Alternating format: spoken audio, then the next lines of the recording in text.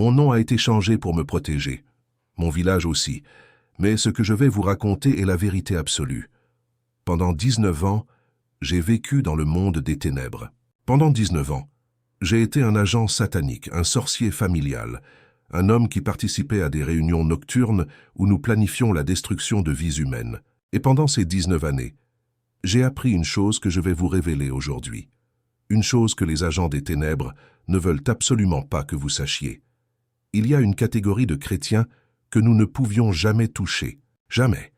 Peu importe la puissance de nos incantations, peu importe le nombre de sorciers réunis contre eux, peu importe les sacrifices offerts, ces chrétiens étaient intouchables. Et la raison va vous surprendre. Mon nom est Femi. J'ai 44 ans. Je vis aujourd'hui à Kinshasa, en République démocratique du Congo. Mais je suis originaire d'un petit village près de Bikoro, au bord du lac Tumba, dans la province de l'Équateur. C'est dans ce village que tout a commencé. C'est dans ce village que ma famille portait un secret que je vais vous dévoiler maintenant. Ma famille n'était pas une famille ordinaire. De l'extérieur, nous ressemblions à toutes les autres familles du village. Mon père cultivait le manioc et pêchait dans le lac. Ma mère vendait du poisson fumé au marché de Bikoro chaque jeudi et chaque samedi. Nous allions à l'école primaire du village. Nous jouions au football avec les autres enfants dans la cour poussiéreuse près de la mission catholique. Nous mangions ensemble, nous riions ensemble. Mais la nuit, tout changeait. La nuit, ma famille devenait quelque chose d'autre. Et cette transformation nocturne était le secret le mieux gardé de notre lignée. Je dois vous expliquer quelque chose sur notre village. Bikoro est situé au bord du lac Tumba, dans une zone où la forêt équatoriale est si dense que certains chemins ne voient jamais la lumière du soleil. C'est un endroit où les traditions ancestrales sont encore très vivantes, où les gens respectent encore les esprits de la forêt et du lac, où la frontière entre le monde visible et le monde invisible est si mince qu'on pourrait presque la toucher. Dans ce contexte, la sorcellerie n'était pas considérée comme quelque chose d'extraordinaire. C'était simplement une autre dimension de la réalité que tout le monde acceptait en silence. Mon grand-père, celui que tout le village respectait et craignait en secret, était le chef sorcier de Bikoro, pas un simple féticheur, pas un marabout de quartier. Non, mon grand-père dirigeait ce que nous appelions le conseil nocturne. C'était une assemblée de sorciers qui se réunissait dans le monde spirituel chaque nuit pour décider du destin des habitants du village et des villages environnants. Qui allait prospérer? Qui allait tomber malade? Qui allait mourir? Tout était décidé dans ces réunions. Je me souviens, quand j'étais enfant, de ces nuits étranges où je me réveillais et voyais des ombres dans notre maison, des silhouettes qui se déplaçaient sans faire de bruit. J'entendais des murmures, des voix qui parlaient dans une langue que je ne comprenais pas. Le matin, quand je demandais à ma mère ce que c'était, elle me disait de ne pas poser de questions. Elle me disait que certaines choses n'étaient pas pour les enfants. Et je me taisais. Mon père, lui, ne parlait jamais de ces choses. Il était un homme silencieux, sévère. Mais je voyais dans ses yeux quelque chose que je ne comprenais pas à l'époque. De la peur. Mon propre père avait peur de mon grand-père. Tout le monde avait peur de mon grand-père. Les années ont passé. J'ai grandi dans cette atmosphère de secrets et de non-dits. J'ai quitté le village pour aller au lycée à Mbandaka, puis j'ai commencé des études à Kinshasa. Je pensais avoir laissé tout cela derrière moi. Je pensais que la sorcellerie de ma famille était quelque chose de village, quelque chose de primitif qui ne me concernait pas. J'avais tort, terriblement tort. L'année de mes 25 ans, mon grand-père est tombé gravement malade. On m'a appelé au village. Quand je suis arrivé, il était allongé sur son lit, le corps amaigri, les yeux enfoncés. Mais quand il m'a vu, quelque chose a changé dans son regard. Il a souri, un sourire qui m'a glacé le sang. Il a demandé à tout le monde de sortir de la pièce. Ma mère, mon père, mes oncles, mes tantes, tout le monde. Il ne voulait que moi. Quand nous étions seuls, il m'a pris la main. Sa main était froide comme la mort et sèche comme le bois sec. Et il m'a dit ces mots que je n'oublierai jamais, même si je vivais 1000 ans. Il m'a dit « Femi, c'est toi. C'est toi que les ancêtres ont choisi. Le pouvoir ne peut pas mourir avec moi. Il doit continuer. Tu es le prochain. Tu es celui que j'ai préparé depuis le jour de ta naissance. » Je ne comprenais pas ce qu'il disait, ou plutôt je refusais de comprendre. Une partie de moi savait exactement de quoi il parlait, mais l'autre partie, la partie moderne, la partie éduquée, la partie qui avait étudié à Kinshasa, refusait catégoriquement d'accepter cette réalité. Je lui ai dit que je ne voulais rien de tout cela, que je vivais à Kinshasa maintenant, que j'avais une vie moderne, un travail, des projets, que la sorcellerie, c'était pour les gens du village, pas pour moi. Mais il a ri. Un rire faible mais terrible, qui s'est terminé en une quinte de toux sanglante. Et il m'a dit que ce n'était pas une question de choix, que le transfert avait déjà commencé depuis ma naissance, que chaque rituel fait sur moi quand j'étais bébé, chaque marque tracée sur mon corps avec de la cendre, chaque bain de feuilles que ma grand-mère me donnait en chantant des incantations, tout cela avait préparé ce moment. Il m'a dit que cette nuit-là, quand il partirait, tout serait accompli automatiquement. J'ai voulu fuir, j'ai voulu courir hors de cette maison, sauter dans le premier véhicule et retourner à Kinshasa. Mais mes jambes ne bougeaient pas, littéralement. Mon corps refusait de m'obéir. C'est à ce moment que j'ai compris que les forces dont parlait mon grand-père étaient déjà en action. Elles me maintenaient dans cette pièce. Elles me préparaient pour le transfert. Mon grand-père est mort à 3 heures du matin cette nuit-là. Et à l'instant exact où il a rendu son dernier souffle, quelque chose est entré en moi. Je ne sais pas comment décrire cette sensation. C'était comme si un océan de ténèbres se déversait dans mon corps. J'ai senti une douleur intense dans la poitrine, puis dans la tête, puis dans tout le corps. Et quand la douleur s'est arrêtée, j'étais différent. Fondamentalement différent. Le lendemain matin, je voyais des choses que personne d'autre ne voyait. Je voyais des esprits se déplacer autour des gens. Je voyais des lumières et des ombres que personne ne percevait. Et quand les anciens du village sont venus me voir, ils m'ont salué comme leur nouveau chef. Ils savaient. Tout le monde savait, sauf moi. Les premiers mois ont été un cauchemar éveillé qui a failli me faire perdre la raison. Je ne dormais plus normalement. Le sommeil tel que je le connaissais avait disparu. Chaque nuit, dès que je fermais les yeux, je me retrouvais projeté dans un monde parallèle, un monde que nous appelions le deuxième ciel. C'est un espace spirituel qui existe entre la terre et le ciel de Dieu, un territoire contrôlé par les puissances des ténèbres. C'est là que se tenaient les réunions du Conseil. C'est là que les décisions de vie et de mort étaient prises. C'est là que j'ai appris, contre ma volonté au début puis par habitude, ce que signifiait vraiment être un sorcier familial, un gardien des pactes ancestraux, un exécuteur des sentences du monde invisible. Mon oncle, le frère cadet de ma mère, était celui qui m'a formé dans les premiers mois. Il était dans le conseil depuis 30 ans. Il m'a appris les incantations, les techniques de voyage spirituel, les méthodes d'attaque. Il m'a appris à reconnaître les protections spirituelles et à les contourner quand c'était possible. Il m'a appris à lire les auras des gens pour identifier leurs faiblesses. Chaque être humain a des faiblesses spirituelles, des portes ouvertes par le péché, la peur, la colère, l'amertume ou le manque de pardon. Et un sorcier entraîné sait repérer ces portes et les exploiter. Le conseil nocturne fonctionnait comme un tribunal. Nous étions 7 dans notre branche familiale, mais nous faisions partie d'un réseau plus large qui couvrait toute la province de l'Équateur et s'étendait même jusqu'à Kinshasa. Chaque nuit, des affectations étaient distribuées, des missions. On nous disait qui devait être attaqué, pourquoi et comment. Les missions étaient classées par niveau de gravité. Niveau 1, c'était les perturbations mineures. Cauchemar, insomnie, petits blocages. Niveau 2, c'étaient les attaques sérieuses. Maladies, problèmes financiers graves, conflits conjugaux intenses. Niveau 3, c'étaient les missions de destruction totale. Folie, accident mortel, destruction complète de la destinée d'une personne. J'ai participé à des missions de tous les niveaux. Certaines missions venaient de membres de la famille eux-mêmes. Un oncle jaloux de son frère qui prospérait dans le commerce de poissons. Une tante qui voulait que sa fille se marie avant sa cousine. Un cousin qui voulait hériter de la terre de son père avant les autres frères. Un neveu qui voulait le poste de son collègue au travail. La sorcellerie familiale est la pire de toutes parce qu'elle vient de ceux qui sont censés vous aimer. De ceux qui mangent avec vous, qui rient avec vous, qui vous appellent frère ou sœur le jour et planifient votre destruction la nuit. Mais ce n'étaient pas que des affaires familiales. Nous recevions aussi des commandes de l'extérieur. Des hommes d'affaires venaient voir les anciens avec des requêtes spécifiques.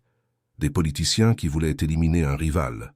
Des commerçants qui voulaient détruire la concurrence. Des femmes qui voulaient récupérer un mari volé par une rivale.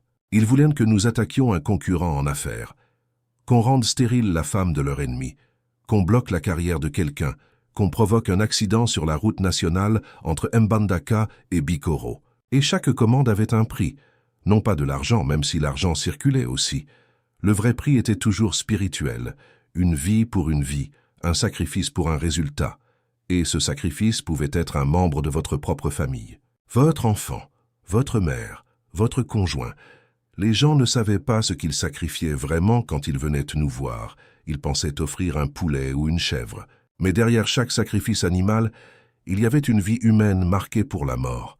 J'ai rapidement découvert que ma spécialité, la spécialité héritée de mon grand-père, c'était les attaques nocturnes, les malédictions envoyées pendant le sommeil. C'est le moment où l'être humain est le plus vulnérable. Quand vous dormez, votre esprit est exposé. Votre garde spirituelle baisse naturellement. Et c'est à ce moment-là que nous frappions. Je vais vous expliquer comment cela fonctionnait, non pas pour vous effrayer, mais pour que vous compreniez exactement ce contre quoi vous vous battez. Quand le conseil décidait d'envoyer une malédiction nocturne contre quelqu'un, voici ce qui se passait. Nous nous réunissions généralement entre minuit et 4 heures du matin. Nous invoquions les esprits ancestraux. Nous prononcions des incantations spécifiques contre la personne ciblée. Et nos esprits voyageaient jusqu'à la maison de cette personne pendant qu'elle dormait. Ce que nous faisions une fois là-bas dépendait de la mission assignée par le conseil. Parfois, c'était simplement implanter des cauchemars terrifiants pour déstabiliser la personne psychologiquement. Des rêves si réalistes que la personne se réveillait en sueur, le cœur battant, incapable de distinguer le rêve de la réalité. Et ces cauchemars avaient un but précis. Ils étaient conçus pour installer la peur, parce que la peur est la porte d'entrée principale pour les esprits des ténèbres. Une personne qui vit dans la peur est une personne vulnérable spirituellement. D'autres fois, c'était plus grave, beaucoup plus grave. Nous déposions des maladies spirituelles dans le corps de la personne, des maladies que les médecins ne pourraient jamais diagnostiquer parce qu'elles n'avaient pas d'origine physique, des douleurs chroniques qui se déplaçaient dans le corps, des fatigues inexplicables, des problèmes cardiaques qui apparaissaient et disparaissaient comme par magie. J'ai vu des gens faire des dizaines d'examens médicaux sans qu'aucun docteur ne trouve quoi que ce soit. Et la raison était simple. L'attaque n'était pas physique, elle était spirituelle. Nous volions aussi leur destinée, leur succès, leur joie de vivre. C'est quelque chose que beaucoup de gens ne comprennent pas. Dans le monde spirituel, la destinée d'une personne est visible. Elle ressemble à une lumière, à un chemin lumineux qui va de la personne vers son avenir. Et un sorcier puissant peut couper ce chemin, peut voler cette lumière, peut rediriger cette destinée vers quelqu'un d'autre. C'est pourquoi vous voyez des personnes talentueuses, intelligentes, travailleuses, qui ne réussissent jamais rien, qui commencent des projets qui échouent toujours, qui arrivent toujours deuxième, jamais premier.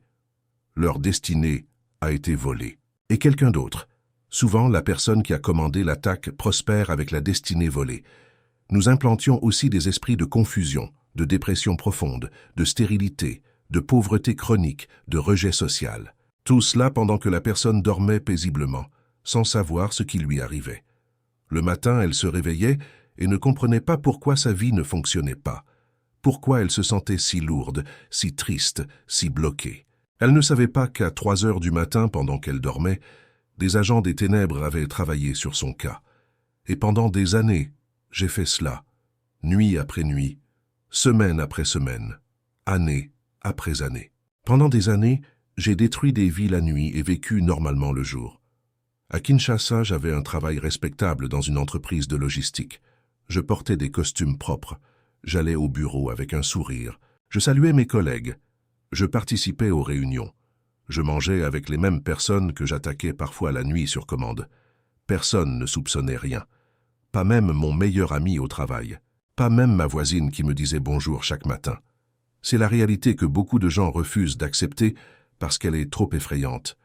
Les sorciers ne vivent pas dans la forêt profonde avec des plumes et des os autour du cou. Ils ne portent pas de masque et ne dansent pas autour d'un feu en pleine nuit dans un village reculé.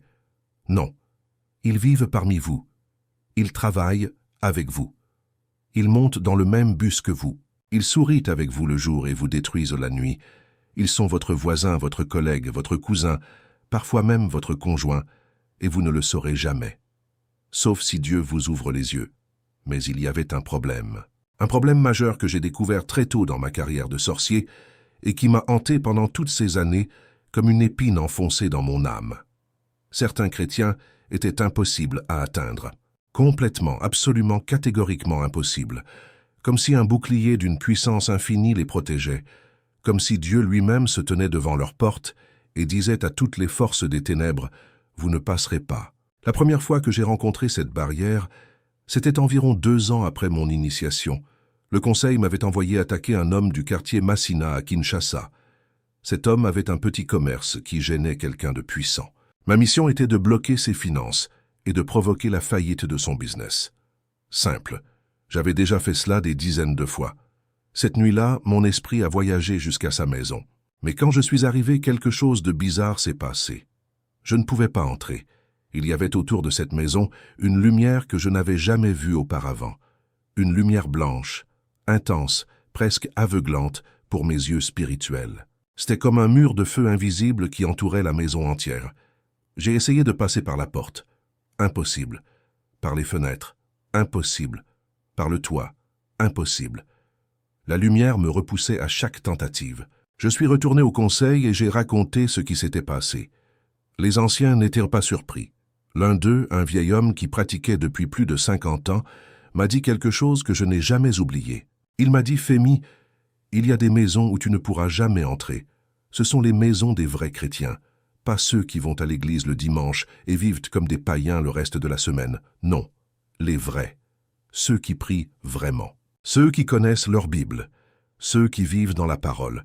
Au début, je pensais que c'était une question de prière seulement, que ces chrétiens priaient tellement que nous ne pouvions pas les toucher. Mais avec le temps, j'ai découvert que c'était plus spécifique que cela. Beaucoup plus spécifique. Un soir, le conseil m'a envoyé attaquer une famille entière dans le quartier Ngiri-Ngiri. 5 personnes. Le père, la mère et 3 enfants. Quelqu'un voulait que cette famille soit détruite. Divorce, maladie des enfants, ruine financière. L'affectation complète. J'y suis allé avec 2 autres sorciers parce que la mission demandait de la puissance. Quand nous sommes arrivés au-dessus de cette maison, nous avons vu la même lumière. Mais cette fois, j'ai pu voir quelque chose de plus. À l'intérieur de cette lumière, il y avait comme des lettres. Des mots de feu qui flottaient autour de la maison. Et ces mots, je les reconnaissais. C'étaient des versets bibliques, des paroles de la Bible qui formaient une muraille vivante autour de cette famille. Et au centre de cette protection, dans le salon de cette maison, je pouvais voir avec mes yeux spirituels une Bible ouverte, une Bible physique, ouverte sur une table basse en bois. Et de cette Bible ouverte, la lumière jaillissait comme une fontaine. Non, c'était plus que cela. C'était comme un volcan de lumière qui projetait les paroles de Dieu dans l'atmosphère spirituelle de cette maison, comme un bouclier impénétrable. Les mots écrits sur ces pages ne restèrent pas sur le papier. Ils sortaient, ils vivaient, ils remplissaient chaque centimètre de cette maison d'une puissance que nous ne pouvions pas combattre. L'un des sorciers qui m'accompagnait, un homme qui pratiquait depuis bien plus longtemps que moi, m'a dit « Regarde la page. Regarde quel passage est ouvert. » J'ai concentré mes yeux spirituels et j'ai vu. La Bible était ouverte au psaume 91, et les mots de ce psaume brûlaient dans le monde spirituel comme du feu liquide, des flammes dorées qui sortaient de chaque lettre, de chaque mot, de chaque verset. Celui qui demeure sous l'abri du Très-Haut repose à l'ombre du Tout-Puissant. Ces mots étaient vivants. Ils pulsèrent d'une énergie que toute la puissance des ténèbres réunies ne pouvait pas combattre. C'était comme essayer d'éteindre le soleil avec un verre d'eau. Mon compagnon m'a dit « N'essaie même pas. Quand le psaume 91 est activé dans une maison, c'est terminé. Tu ne peux rien faire. Tu perdras ton énergie. Tu risques même d'être blessé par les anges gardiens. Rentrons. » C'est une perte de temps. Et nous sommes rentrés. 3 sorciers, envoyés par un conseil puissant, armés d'incantations et de malédictions, vaincus par un livre ouvert sur une table, vaincus par des mots écrits sur du papier. Mais ces mots n'étaient pas des mots ordinaires, c'étaient les paroles du Dieu vivant. Et je vous dis aujourd'hui que ces paroles ont plus de puissance que tous les rituels de sorcellerie de tous les temps combinés. À partir de ce jour, j'ai commencé à observer attentivement, à étudier chaque mission qui échouait. Je voulais comprendre pourquoi certaines maisons avaient cette protection et d'autres non. Pourquoi certains chrétiens étaient intouchables alors que d'autres tombaient facilement sous nos attaques. Et ce que j'ai découvert au fil des années, à travers des centaines de missions réussies et des dizaines de missions échouées, m'a absolument bouleversé. Ce n'étaient pas tous les chrétiens qui avaient cette protection. Loin de là. La majorité des chrétiens que nous attaquions n'avaient aucune protection spéciale. Ils allaient à l'église le dimanche, ils chantaient des cantiques, ils écoutaient le sermon et ils rentraient chez eux vivre comme tout le monde. Ceux-là, nous les attaquions aussi facilement que les non-chrétiens. Parfois plus facilement, parce qu'ils avaient un faux sentiment de sécurité. Ils pensaient que le simple fait d'aller à l'église les protégeait. Ils se trompaient lourdement.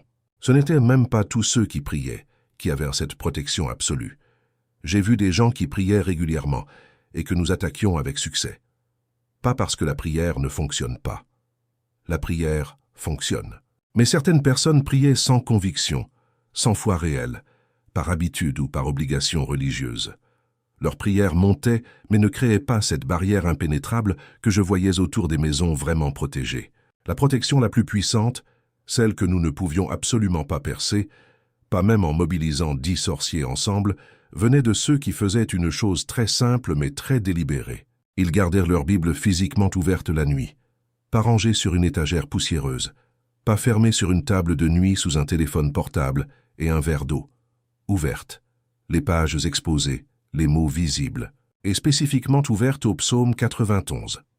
Laissez-moi vous expliquer ce que je voyais dans le monde spirituel, quand une Bible était ouverte au psaume 91 dans une maison la nuit. La Bible elle-même devenait comme un autel de lumière. Les paroles écrites sur ces pages projetaient dans le monde spirituel une réalité que nous, agents des ténèbres, ne pouvions pas supporter. Chaque verset de ce psaume devenait un guerrier angélique, car il est écrit dans ce psaume que Dieu ordonnera à ses anges de te garder dans toutes tes voies. Et je vous dis aujourd'hui que ce n'est pas une métaphore, ce n'est pas une image poétique, c'est une réalité spirituelle absolue. Quand cette Bible était ouverte, les anges étaient là, physiquement présents dans le monde spirituel, armés, vigilants, et ils ne dormaient pas, ils ne se fatiguaient pas. Ils étaient là toute la nuit, du coucher au lever du soleil. Nous ne pouvions rien contre eux, absolument rien.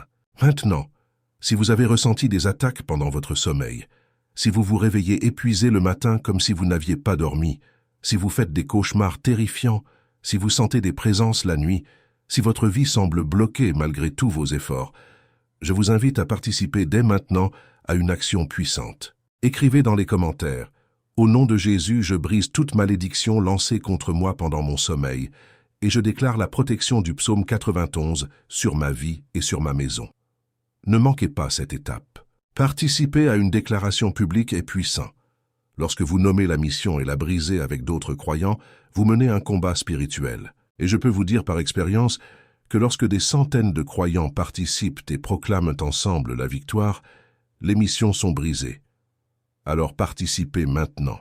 Écrivez au nom de Jésus « Je brise toute malédiction lancée contre moi pendant mon sommeil et je déclare la protection du psaume 91 sur ma vie et sur ma maison. » C'est pourquoi je souhaite vous parler du détruire les affectations, le protocole de délivrance de 21 jours. Il s'agit d'un système complet conçu pour identifier et fermer toutes les portes spirituelles de votre vie. Ce sont 21 jours de prière ciblée, 21 jours de déclaration stratégique et 21 jours de délivrance systématique des 7 principales attaques dont étaient le plus souvent victimes les chrétiens lorsque j'étais plongé dans les ténèbres. Ce protocole a été développé par des croyants qui comprennent le combat spirituel au plus profond de leur être. Je l'ai moi-même suivi après ma délivrance. Il faisait partie intégrante de mon processus de guérison, m'apprenant à reconnaître et à fermer toutes les portes que j'avais ouvertes, personnellement et pour les autres. Le lien se trouve dans la description. N'attendez pas un jour de plus. L'ennemi n'attend pas. Pourquoi le feriez-vous? Mais revenons à mon histoire, car ce que je dois vous raconter maintenant est peut-être la partie la plus importante de tout ce témoignage. Au fil des années, j'ai accumulé des connaissances terrifiantes sur les faiblesses spirituelles des gens. J'ai appris à repérer ceux qui étaient protégés et ceux qui ne l'étaient pas. Et j'ai découvert plusieurs choses que je dois partager avec vous. Premièrement, une Bible fermée dans une maison n'a pas le même effet qu'une Bible ouverte. Je sais que cela peut sembler étrange, mais dans le monde spirituel, il y a une différence massive. Une Bible fermée est comme une épée dans son fourreau. Elle existe, oui. Elle a du potentiel, oui. mais elle n'est pas active. Une Bible ouverte, en revanche, c'est une épée dégainée. Les paroles sont exposées, vivantes, agissantes dans l'atmosphère spirituelle. Deuxièmement, le psaume 91 n'est pas le seul passage puissant. Mais c'est celui qui nous faisait le plus peur, parce qu'il parle spécifiquement de protection nocturne. Tu ne craindras ni les terreurs de la nuit, ni la flèche qui vole de jour. C'est exactement ce que nous étions, les terreurs de la nuit. Et ce psaume était notre kryptonite. Troisièmement, la protection fonctionnait mieux quand la personne avait lu le psaume à voix haute avant de dormir. La lecture à voix haute activait quelque chose dans le monde spirituel que la lecture silencieuse ne faisait pas. Quand quelqu'un lisait le psaume 91 à voix haute, c'était comme si une alarme se déclenchait dans tout le quartier spirituel. Tous les agents des ténèbres savaient immédiatement qu'il y avait une maison protégée dans ce secteur, et nous l'évitions. Quatrièmement, et c'est crucial, la personne devait croire en ce qu'elle lisait. J'ai vu des cas où des gens lisaient le psaume par superstition, comme un rituel magique, sans vraie foi. La protection était alors partielle. Mais quand quelqu'un lisait avec une foi authentique, une confiance totale en Dieu, la protection était absolue, totale, impénétrable. Pendant ces 19 années, j'ai vu des choses que je ne peux pas toutes raconter ici. J'ai vu des familles entières détruites parce qu'elles n'avaient aucune protection spirituelle. Des couples heureux transformés en ennemis mortels en quelques semaines à cause de nos malédictions. Des entrepreneurs prospères réduits à la mendicité. Des jeunes brillants sombrant dans la folie. Et tout cela parce qu'ils dormaient sans protection spirituelle. Mais j'ai aussi vu l'autre côté. Le côté qui me donnait des cauchemars même en tant que sorcier. J'ai vu des chrétiens que nous avons attaqués pendant des mois entiers, sans aucun résultat. Pas le moindre effet. J'ai vu des familles que nous avons ciblées avec les malédictions les plus puissantes dont nous disposions et qui continuaient à prospérer comme si de rien n'était. Leurs enfants réussissaient à l'école, leurs affaires marchaient, leur santé était solide, leur mariage était fort. J'ai vu des gens que nous avons essayé de tuer spirituellement, oui de tuer, et qui se réveillaient chaque matin en bonne santé, souriants, remplis de joie, bénis par Dieu de manière visible et incontestable. Et chaque fois, absolument chaque fois, sans une seule exception en 19 ans de pratique, quand nous enquêtions dans le monde spirituel pour comprendre pourquoi nos attaques échouaient aussi lamentablement, nous trouvions la même configuration. Une Bible ouverte, des prières régulières et sincères, une vie alignée avec la parole de Dieu, et pas seulement le dimanche, tous les jours, chaque jour, matin et soir. Ces gens vivaient littéralement dans la parole et la parole vivait en eux. Et contre cela, nous ne pouvions absolument rien faire. Il y a un cas en particulier que je n'oublierai jamais et qui a profondément ébranlé ma confiance dans le pouvoir des ténèbres. C'était une femme pasteur dans le quartier Lemba à Kinshasa. Elle s'appelait, je ne donnerai pas son vrai nom, mais elle dirigeait une église pentecôtiste qui grandissait à une vitesse incroyable. Des centaines de personnes venaient à ses cultes chaque dimanche. Et le plus dérangeant pour notre réseau, c'est que beaucoup de gens dans son assemblée étaient en train d'être libérés de la sorcellerie.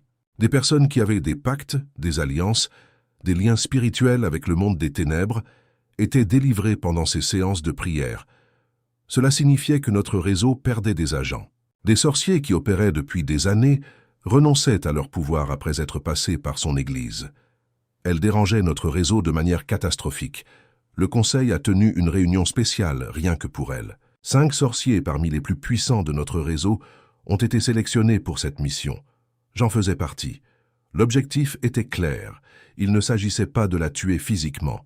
L'objectif était de la rendre folle, de détruire sa réputation, de semer la confusion dans son esprit, de provoquer un scandale qui disperserait son église, de la discréditer aux yeux de ses fidèles.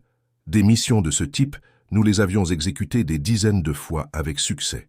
Nous avions détruit des pasteurs, des évangélistes, des leaders chrétiens. Nous connaissions les techniques, nous savions comment attaquer un homme ou une femme de Dieu pour le faire tomber. Nous pensions que ce serait rapide, maximum 2 semaines. La première nuit, nous nous sommes rendus chez elle dans le monde spirituel. 5 sorciers, armés de nos incantations les plus puissantes, chargés d'une mission approuvée par le Conseil supérieur. Et ce que nous avons vu nous a terrorisés comme jamais auparavant dans ma carrière de sorcier. Sa maison entière brillait dans le monde spirituel comme un petit soleil posé sur la terre. La lumière était si intense, si aveuglante, que mes yeux spirituels ne pouvaient pas la supporter. C'était comme regarder directement dans une explosion de lumière pure. Nous ne pouvions pas nous approcher à moins de 50 mètres dans le monde spirituel. Chaque fois que l'un de nous essayait de s'avancer, une force invisible le repoussait violemment en arrière. Et au centre de cette lumière, il y avait non pas une, mais 3 Bibles ouvertes dans différentes pièces de la maison. Une dans le salon, une dans sa chambre, une dans la chambre de ses enfants. 3 fontaines de lumière divine qui se combinaient pour créer cette protection extraordinaire. Et cette femme, même dans son sommeil profond, ses lèvres bougeaient. Elle priait dans son sommeil. Son esprit était en communion constante avec Dieu, même quand son corps dormait. C'était quelque chose que je n'avais jamais vu auparavant et que je n'ai jamais revu depuis. Nous avons essayé pendant 3 mois. 3 mois entiers de missions nocturnes. Chaque nuit, nous revenions avec de nouvelles stratégies. Nous avons essayé d'attaquer par les fenêtres, par le sol, par le toit, par les murs. Nous avons essayé des incantations différentes, des rituels plus puissants, des sacrifices plus importants. Rien ne fonctionnait. Certaines nuits, les anges autour de sa maison nous poursuivaient, littéralement. Des guerriers angéliques armés d'épées de feu nous chassaient et nous devions fuir dans le monde spirituel, comme des cafards qui fuient la lumière quand on allume une lampe dans une pièce sombre.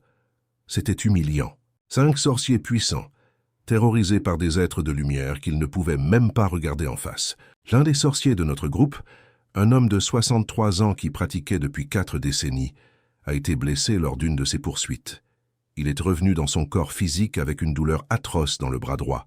Une douleur qui n'a jamais complètement disparu. Il m'a dit que l'ange l'avait touché et que ce toucher avait brûlé quelque chose en lui. Il n'a plus jamais participé à une mission après cela. Au bout de 3 mois, le conseil a abandonné la mission.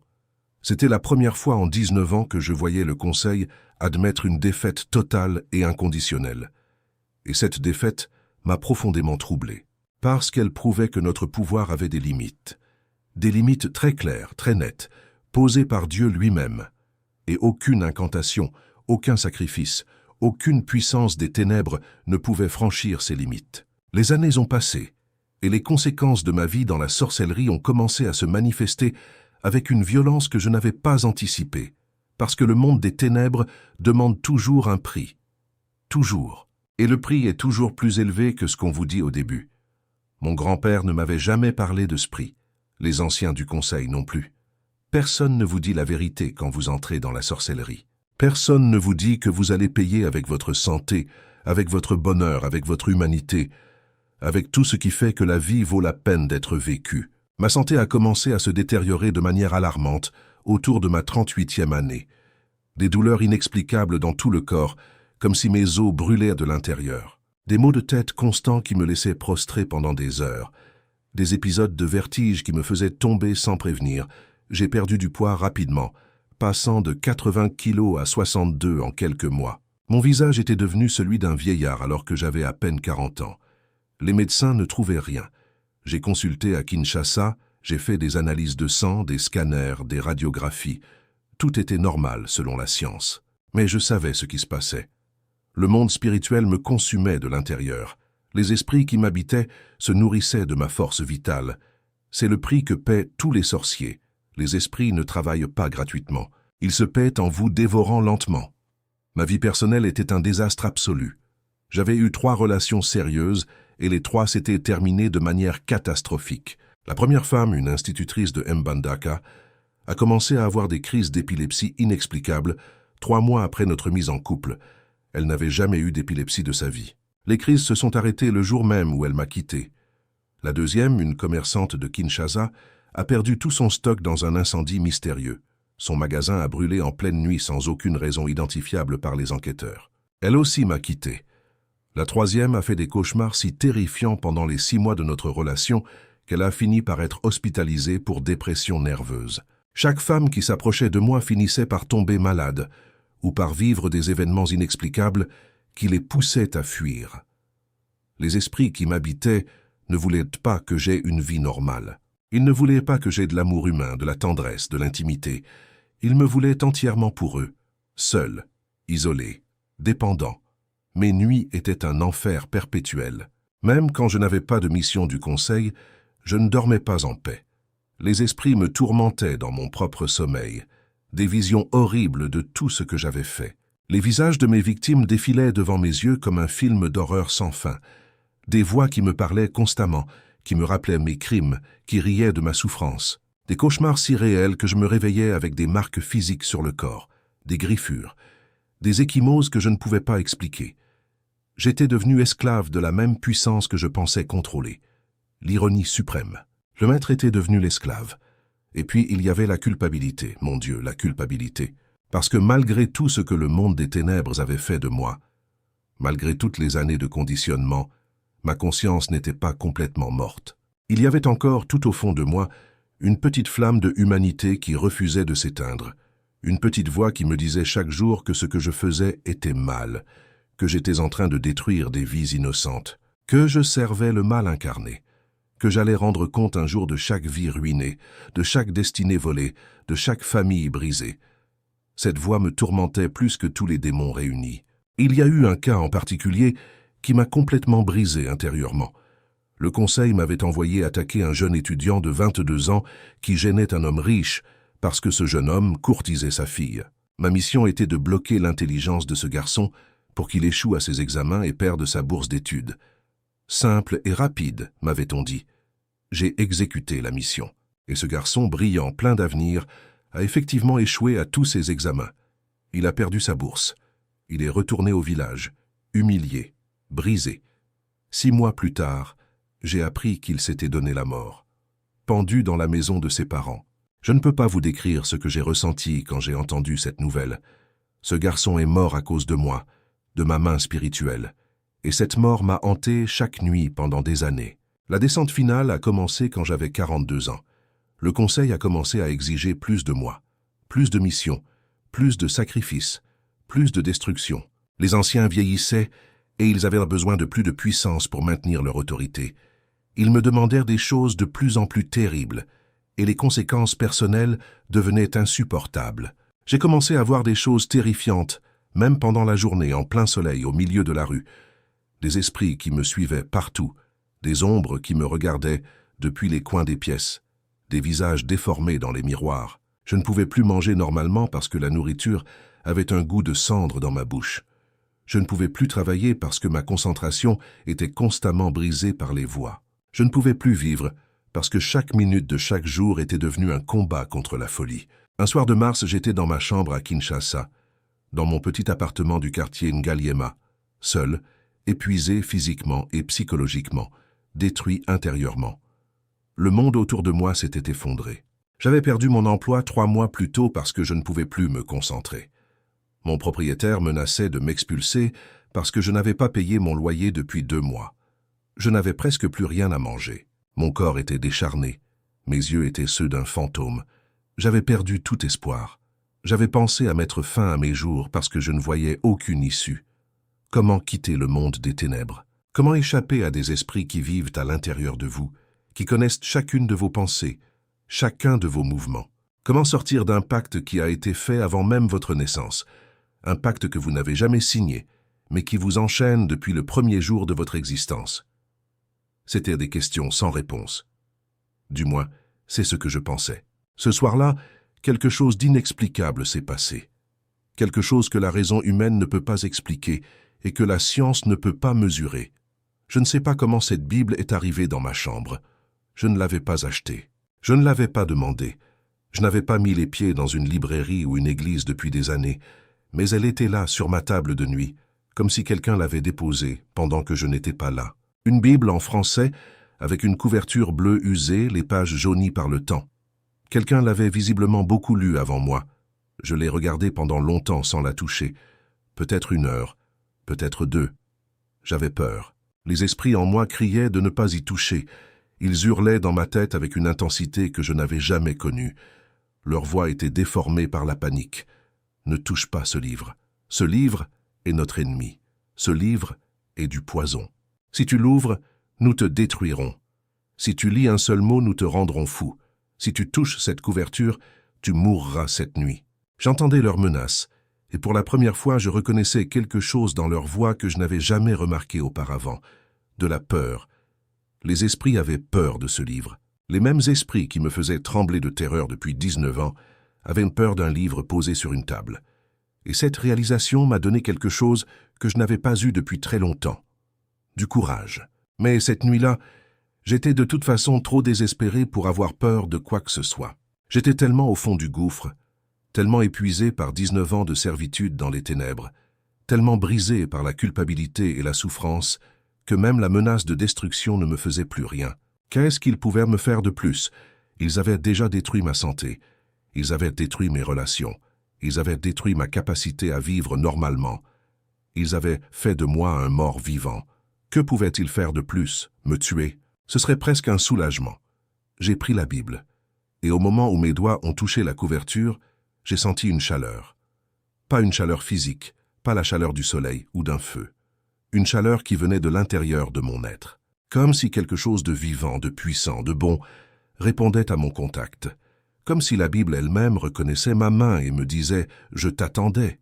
Les esprits en moi ont hurlé de plus belle. Mais la chaleur était plus forte que leurs cris, infiniment plus forte. J'ai ouvert la Bible. Mes mains tremblaient tellement que j'ai failli la laisser tomber. Je l'ai ouverte au hasard, sans chercher un passage spécifique. Et la page qui s'est ouverte devant mes yeux mouillés de larmes, c'était le psaume 91, le même psaume que j'avais vu protéger des centaines de chrétiens pendant 19 ans. Le même psaume qui avait fait échouer mes missions les plus puissantes et les mieux planifiées. Le même psaume qui me terrifiait quand je le voyais ouvert dans les maisons de mes victimes.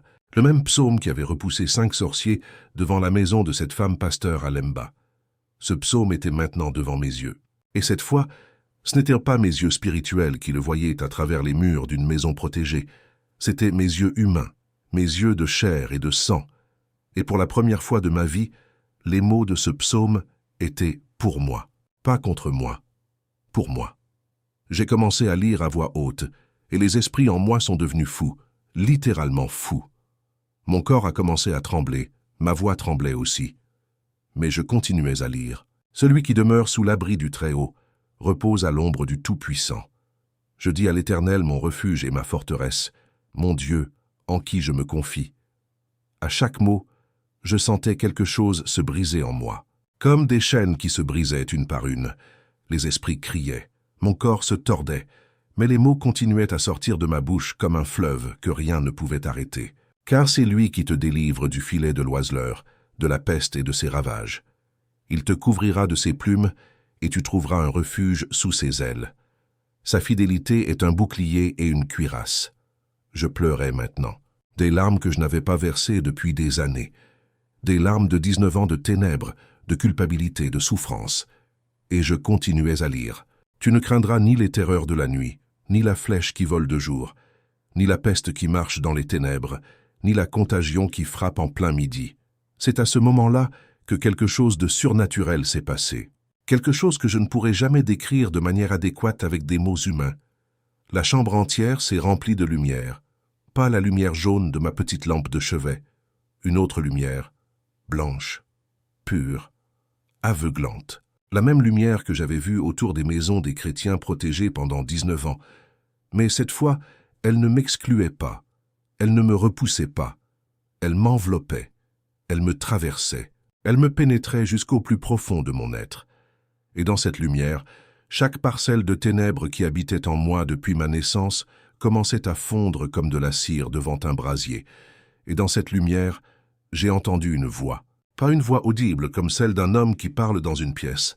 Pas une voix extérieure. Une voix qui parlait directement à mon esprit, directement à la partie la plus intime de mon être. Cette partie que les esprits n'avaient jamais pu atteindre complètement malgré 19 ans d'occupation. Et cette voix a dit « Femi, tu es libre, je t'ai racheté, tu m'appartiens. Tes chaînes sont brisées, le pouvoir de ton grand-père est annulé, le pacte de ta famille est dissous. Lève-toi, mon fils, lève-toi et vis. » À cet instant, quelque chose est sorti de moi. Je ne peux pas décrire exactement ce qui s'est passé, mais c'était comme si un poids immense quittait mon corps, comme si des dizaines de créatures sortèrent de moi en hurlant. Mon corps est tombé au sol. J'ai convulsé pendant ce qui m'a semblé une éternité, et quand tout s'est arrêté, Quand le silence est revenu, j'étais différent. Pour la première fois en 19 ans, mon esprit était clair. Pour la première fois en 19 ans, je ne voyais plus les ombres. Pour la première fois en 19 ans, je ne sentais plus la présence des esprits. Pour la première fois en 19 ans, j'étais libre. J'ai passé le reste de cette nuit à lire la Bible. Le psaume 91 encore et d'autres passages. J'ai lu comme un homme assoiffé boit de l'eau après des jours dans le désert. Chaque mot me nourrissait. Chaque verset me guérissait. Et quand le soleil s'est levé le matin, j'étais un homme nouveau. Mais la libération n'était que le début d'un nouveau combat. Les jours qui ont suivi ont été les plus difficiles de ma vie, d'une manière différente. Le Conseil a découvert ce qui m'était arrivé dans les heures qui ont suivi ma délivrance.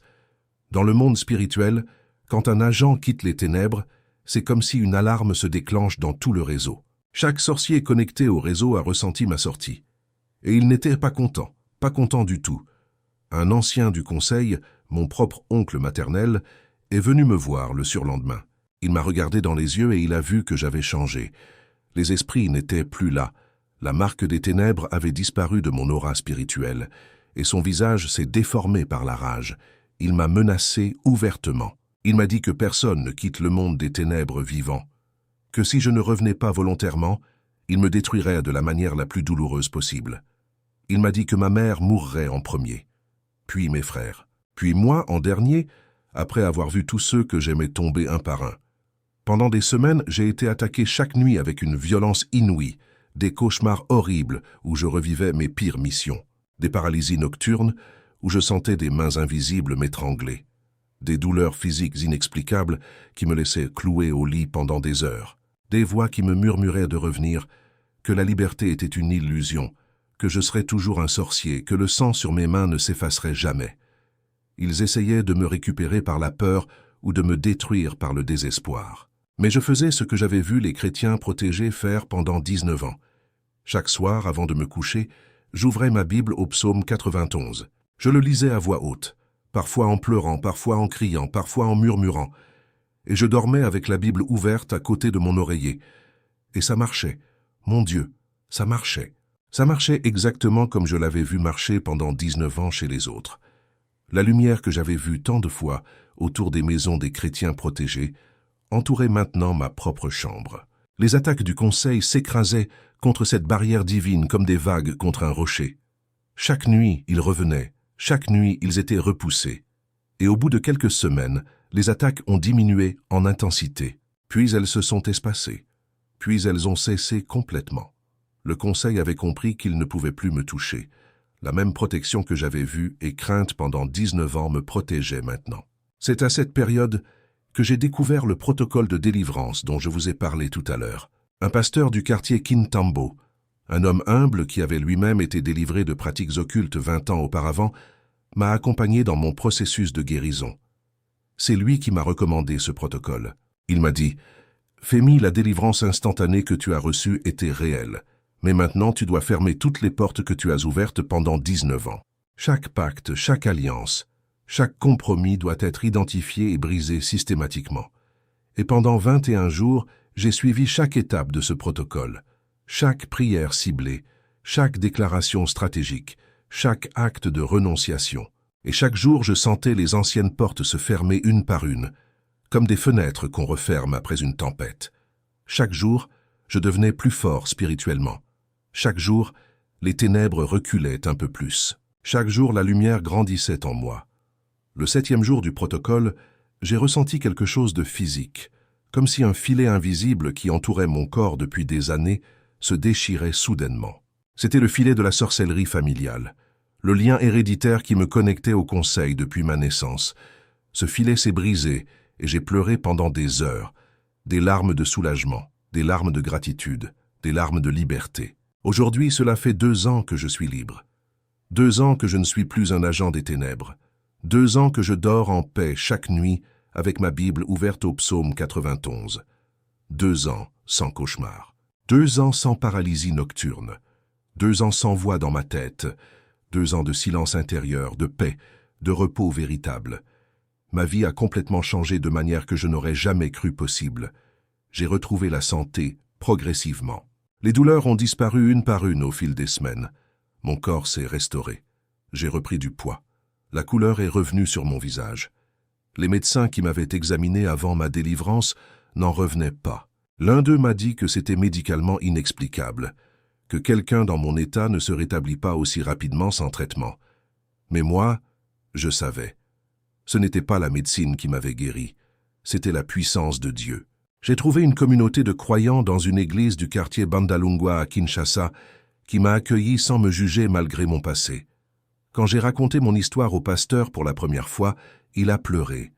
Non pas de peur ou de dégoût, de compassion. Il m'a dit, Femi, Dieu ne te définit pas par ce que tu as fait. Il te définit par ce qu'il a fait pour toi. Et ce qu'il a fait pour toi, c'est te libérer. Cette communauté est devenue ma famille. Ma vraie famille. Celle qui prie pour moi, qui m'encourage, qui me soutient dans les moments difficiles. J'ai commencé à témoigner de ce que Dieu a fait dans ma vie. D'abord timidement, devant quelques personnes, puis devant des groupes plus grands. Et chaque fois que je raconte mon histoire, des gens sont libérés. Des gens qui étaient sous les mêmes malédictions que j'en voyais autrefois entendent mon témoignage et quelque chose se brise en eux. Ils réalisent que leurs souffrances ne sont pas normales, que leurs blocages ne sont pas naturels, que leur situation a une cause spirituelle et qu'il existe une solution spirituelle. J'ai même retrouvé l'espoir d'avoir une vie sentimentale. Quelque chose que je pensais impossible pour un homme comme moi, un homme qui avait tant de sang spirituel sur les mains. Mais Dieu est un Dieu de restauration. Il ne se contente pas de vous sauver. Il restaure tout ce que l'ennemi a volé. Et je crois de tout mon cœur qu'il va restaurer chaque partie de ma vie qui a été détruite. Je veux vous dire quelque chose d'important avant de terminer. Si vous avez regardé cette vidéo jusqu'ici, ce n'est pas un hasard. Ce n'est pas le fruit d'un algorithme. Ce n'est pas une coïncidence. Dieu vous a conduit ici pour une raison précise. Il veut que vous sachiez que vous n'êtes pas sans défense contre les attaques spirituelles. Il veut que vous sachiez que sa parole est vivante et puissante et plus tranchante qu'aucune épée à deux tranchants. Il veut que vous sachiez que le psaume 91 n'est pas juste un beau texte poétique que l'on récite dans les églises le dimanche. C'est une arme spirituelle de destruction massive contre le royaume des ténèbres. C'est un bouclier que Dieu lui-même a forgé pour protéger ses enfants. Ce soir, avant de dormir, je vous demande de faire quelque chose de simple mais de profondément puissant. Prenez votre Bible physique, pas votre téléphone, pas une application. Votre Bible physique. Ouvrez-la au psaume 91. Lisez-le à voix haute. Lisez chaque mot avec conviction, avec autorité, avec la certitude que Dieu est fidèle à sa parole. Et quand vous avez terminé, laissez votre Bible ouverte à cette page toute la nuit. Posez-la sur votre table de nuit, sur votre bureau, n'importe où dans votre chambre, mais laissez-la ouverte. Faites cela chaque nuit, pas comme un rituel superstitieux, pas comme une formule magique, pas comme un gris-gris chrétien, mais avec foi, avec confiance en Dieu, avec la certitude que celui qui vous protège ne sommeille ni ne dort, comme il est écrit dans le psaume 121. Je sais de quoi je parle. Je ne vous donne pas un conseil théorique. Je ne vous partage pas quelque chose que j'ai lu dans un livre. J'ai été de l'autre côté pendant 19 ans. J'ai été celui qui envoyait les malédictions. J'ai vu de mes propres yeux spirituels ce qui se passe quand un chrétien active la protection du psaume 91 dans sa maison. Et je vous garantis, avec toute l'autorité de mon expérience dans les deux mondes, que les forces des ténèbres ne peuvent rien contre cette protection. Absolument rien. Zéro. C'est un mur que même le plus puissant des sorciers ne peut pas franchir. Si vous êtes un parent, je vous en supplie, protégez vos enfants. Ouvrez une Bible dans leur chambre aussi. Ne pensez pas qu'ils sont trop jeunes pour être ciblés. J'ai vu des enfants attaqués dans leur sommeil.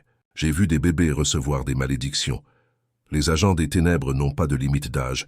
Ils n'ont pas de morale. Ils n'ont pas de compassion. Protégez toute votre famille, chaque chambre, chaque membre de votre foyer. Si vous traversez une période de blocage dans votre vie, si vos finances ne décollent jamais malgré votre travail acharné, si votre mariage est en difficulté sans raison apparente, si votre santé est fragile sans diagnostic médical clair, si vos enfants ont des problèmes inexplicables à l'école, si vous vous réveillez chaque matin plus fatigué que quand vous vous êtes couché, considérez sérieusement la possibilité que vous êtes sous une attaque nocturne. Et commencez à vous protéger dès ce soir, pas demain, pas la semaine prochaine, ce soir. Parce que les agents des ténèbres, eux, n'attendent pas. Ma vie aujourd'hui est un témoignage vivant de la puissance de Dieu. Celui qui était un agent de destruction est devenu un ambassadeur de la liberté. Celui qui envoyait des malédictions dans la nuit déclare maintenant des bénédictions au nom de Jésus. Celui qui travaillait dans les ténèbres les plus profondes vit maintenant dans la lumière la plus brillante. Et la même Bible qui me terrifiait autrefois est devenue mon trésor le plus précieux. Le même psaume que je fuyais est devenu mon chant de victoire. Et tout a commencé avec une Bible ouverte au psaume 91, une simple Bible sur une simple table. Mais dans le monde spirituel, cette Bible ouverte était un trône de feu, un autel de lumière, une forteresse impénétrable. Que Dieu vous bénisse et vous protège, que sa lumière brille sur vous et sur votre maison, que ses anges campent autour de votre demeure cette nuit et toutes les nuits, et que les paroles du psaume 91 deviennent votre bouclier, votre muraille, votre refuge, chaque nuit de votre vie. Je suis Fémi. J'étais un agent des ténèbres pendant 19 ans. J'ai envoyé des centaines de malédictions nocturnes. J'ai détruit des vies, des familles, des destinées. Mais aujourd'hui, je suis un enfant de Dieu, lavé par le sang de Jésus-Christ, protégé par sa parole, libre pour l'éternité. Et si Dieu a pu me libérer, moi, un chef sorcier, un homme qui a baigné dans les ténèbres les plus noires pendant presque 2 décennies, il peut libérer n'importe qui, y compris vous. Ouvrez votre Bible ce soir, lisez le psaume 91 et dormez en paix.